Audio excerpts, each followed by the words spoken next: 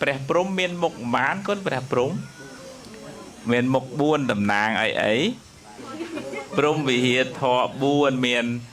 មេត្តាករុណាមុទិតាឧបេក្ខាមេត្តាប្រែថាស្រឡាញ់ចង់ឲ្យគេបានសុខណាអត់មានគំនុំគុំគួនស្អប់ទេ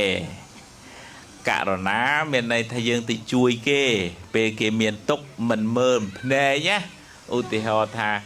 ភូមិបាក់អំជួយដីអីចឹងហើយយើងមានសមានចិត្តចូលរួមអីចូលទៅឬក៏អ្នកស្រុកអ្នកភូមិយើងមានភ្លើងឆេះផ្ទះ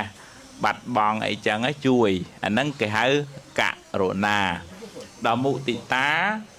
យើងសប្បាយចិត្តពេលគេមានពេលគេបានអត់មានចិត្តអីចំណែនមើលឃើញថាគេមានបនហើយបានគេសុកបានគេរកស៊ីមានបានណាបង្ក្រាបចិត្តចំណែនបានសប្បាយចិត្តនេះតាមពិតទៅពិបាកណាកុំថាណានិយាយចឹងស្រួលទេជឿ